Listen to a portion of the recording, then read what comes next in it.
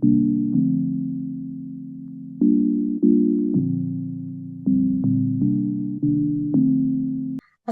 warahmatullahi wabarakatuh. Perkenalkan, kami kelompok 5 dari kelas mata kuliah Hukum Persaingan Usaha, kelas A. Di sini kami akan mengadakan diskusi terkait posisi dominan, yaitu, lebih tepatnya yaitu adalah putusan tentang merger. Sebelumnya, izin mengenalkan diri, saya Aura Karsonika dengan NPM 22120 11422. Perkenalkan, nama saya Putu Ijing Saraska Pratiwi dengan NPM 2212011462. Perkenalkan diri, nama saya Dewi Permatasari dengan NPM 2212011140.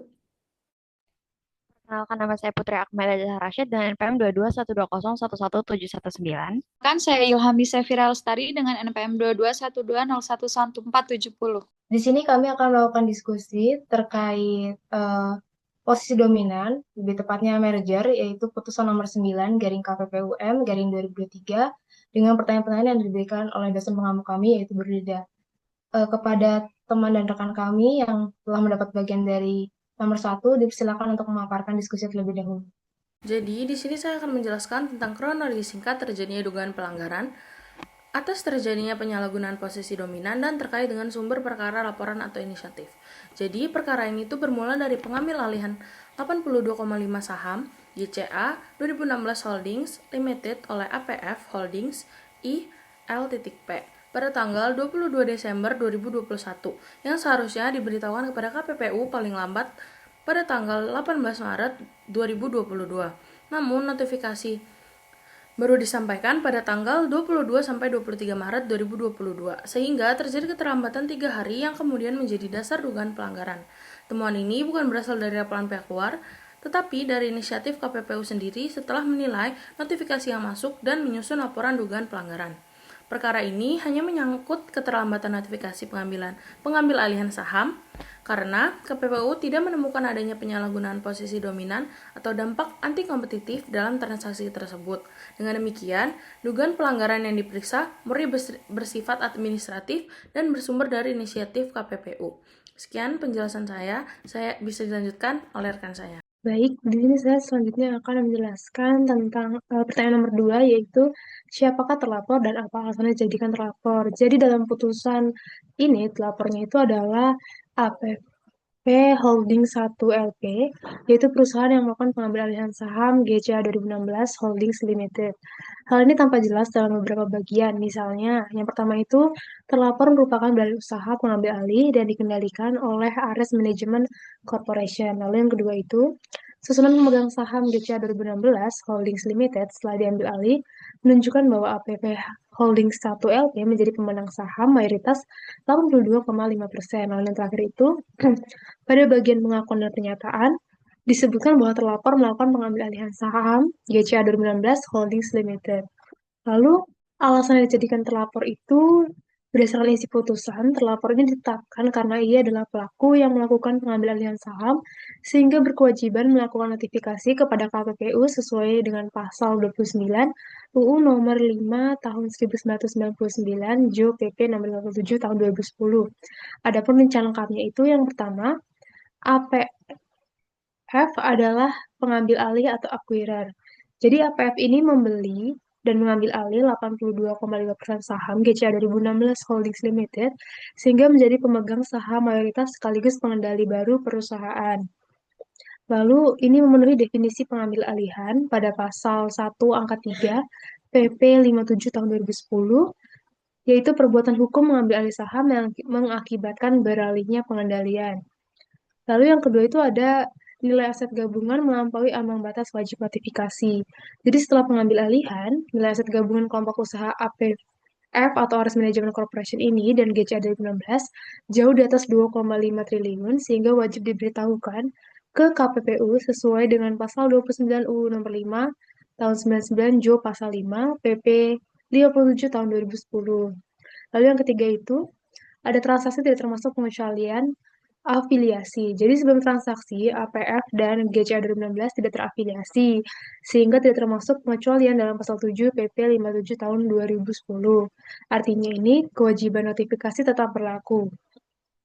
Lalu yang keempat itu, APF terlambat melakukan pemberitahuan atau notifikasi. Jadi tanggal efektif yuridis pengambil alihan itu adalah pada tanggal 22 Desember 2021. Namun karena ada relaksasi, batas waktu notifikasi menjadi 60 hari kerja yang jatuh pada tanggal 18 Maret 2022. Jadi APF ini baru menyampaikan notifikasi dan diterima KPPU 23 Maret 2022, sehingga terlambat 3 hari kerja. Jadi majelis menilai unsur wajib memberitahukan selambat-lambatnya 30-60 hari itu terpenuhi dan dilanggar. Lalu yang terakhir atau yang kelima itu, APF diakui sendiri sebagai pihak yang melakukan transaksi. Jadi dalam tanggapannya, APF itu mengakui telah melakukan pengambil alihan dan mengakui keterlambatan 3 hari dan hanya memohon keringanan sanksi, bukan membantah pokok pelanggaran. Itu sekian dari hasil yang sudah saya cari mengenai siapa yang terlapor dan apa yang saya jadikan terlapor. Untuk selanjutnya dilanjutkan oleh rekan saya. Di sini saya akan menjelaskan nomor 3, yaitu dengan pertanyaan jelaskan pembuktian unsur-unsur pelanggaran yang terkait adanya penyalahgunaan posisi dominan. Nah, pada kasus yang kelompok kita ambil yaitu putusan perkara 9/KPPU strip M/2023, yaitu KPPU secara tegas menyatakan bahwa objek perkara adalah keterlambatan pemberitahuan notifikasi atas pengambil alihan saham GCA 2016 Holdings Limited oleh APF Holdings ILP. Nah, majelis itu hanya memeriksa dugaan pelanggaran pasal 29 Undang-Undang Nomor 5 Tahun 1999, Jo pasal 5 PP Nomor 57 Tahun 2010, yaitu kewajiban notifikasi merger. Nah, tidak terdapat pemeriksaan terhadap pasal 25 tentang penyalahgunaan posisi dominan. Jadi pada kasus ini tuh tidak membahas tentang penyalahgunaan posisi dominan, tapi tentang kewajiban notifikasi merger gitu. Nah, unsur-unsurnya itu yang pertama ada unsur pelaku usaha atau badan usaha. Jadi majelis itu harus memastikan nih bahwa pihak terlapor itu memenuhi definisi pelaku usaha. Nah, hasilnya terbuktilah kalau APF Holdings ILP itu dinyatakan sebagai badan usaha yang sah atau dengan kata lain unsur plus 1 ini tuh terpenuhi gitu. Nah, yang kedua itu unsur pengambil alihan saham. Nah, majelis ini memeriksa apakah telah terjadi pengambil alihan saham yang mengubah pengendaliannya nih. Nah, faktanya itu yang pertama pada 22 Desember 2021, APF itu mengambil alih 825 lembar saham atau setara dengan 82,5% GCA 2016 Holdings Limited. Nah, yang kedua itu terdapat perubahan pengendalian atas perusahaan yang diambil alih. Jadi kesimpulannya unsur pengambilan alihan saham ini juga terpenuhi gitu.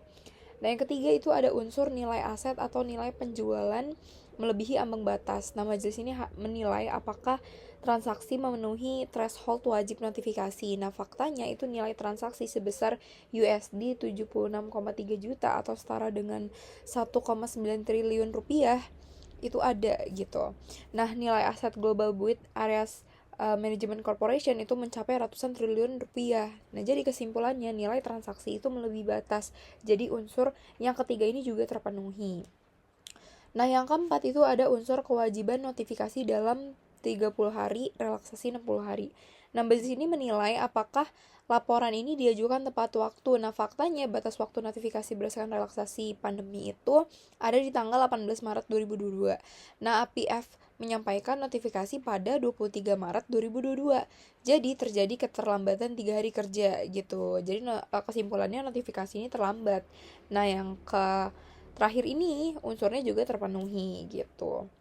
Jadi seluruh analisis majelis itu hanya berfokus pada kewajiban notifikasi merger gitu. Jadi putusan itu tidak membahas pangsa pasar, struktur pasar, penguasaan pasar, perilaku anti persaingan ataupun bentuk abuse gitu. Sehingga dapat ditegaskan bahwa perkara ini bukan perkara penyalahgunaan posisi dominan. Jadi sekian dari penjelasan untuk diskusi nomor 3, mungkin selanjutnya akan dijelaskan oleh rekan saya. Di sini saya akan menjelaskan terkait apa saja lingkup pasar bersangkutannya. Dalam perkara nomor 9/KPPU strip M/2023, lingkup pasar bersangkutan merujuk pada pasar tempat kegiatan usaha, badan usaha yang diambil alih yaitu GCA 2016 Holdings Limited yang dijalankan. Berdasarkan putusan GCA 2016 bergerak dalam kegiatan usaha pengambil alihan, kepemilikan, pengoperasian, penyewaan, serta penjualan kontainer pelayaran yang dipasarkan ke seluruh wilayah Indonesia melalui anak perusahaannya. Global Container Assets 2016 Limited. Meskipun demikian, KPPU juga mempertimbangkan bahwa pelaku usaha pengambil alih memiliki lini usaha yang berbeda dan tidak memiliki tumpang tindih usaha secara horizontal maupun potensi hubungan vertikal dengan kegiatan usaha target sehingga transaksi ini tidak menimbulkan potensi anti persaingan di pasar Indonesia. Dengan demikian, pasar bersangkutan dalam perkara ini dapat disimpulkan sebagai pasar penyediaan, penyewaan, dan penjualan kontainer pelayaran di Indonesia, meskipun analisis pasar dilakukan secara terbatas, karena fokus utama pemeriksaan adalah keterlambatan pemberitahuan, bukan evaluasi dampak struktur pasar. Untuk pertanyaan selanjutnya akan dijelaskan oleh rekan saya. Baik, di sini saya akan menjelaskan untuk poin kelima, yaitu apakah sanksi pelanggaran dan mengapa dijatuhkan sanksi tersebut.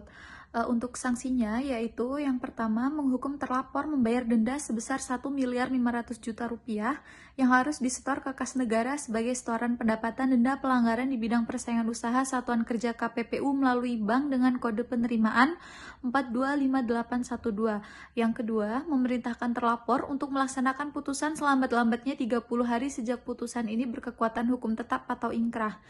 Kemudian, memerintahkan terlapor untuk melaporkan dan menyerahkan salinan bukti pembayaran denda tersebut ke KPPU. Untuk yang terakhir, yaitu memerintahkan terlapor untuk membayar denda keterlambatan sebesar 2% per bulan dari nilai denda jika terlambat melakukan pembayaran denda.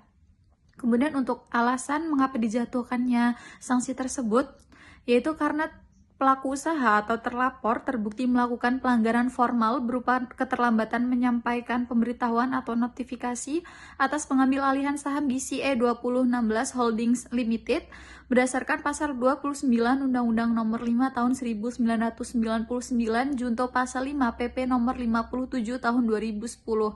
Setiap pengambil alihan saham yang memenuhi batas nilai aset atau penjualan tertentu wajib diberitahukan kepada KPPU paling lambat 30 hari kerja atau 60 hari kerja setelah relaksasi sesuai Perkom 3 tahun 2020. Namun, terlapor menyampaikan notifikasi melewati batas waktu yang ditentukan, yaitu terlambat selama 3 hari kerja. Sekian, terima kasih. Sekian hasil diskusi dari kami terkait putusan merger. Apabila kiranya dalam diskusi ini ada kesalahan maupun kekurangan, kami mohon maaf. Sekian dan terima kasih.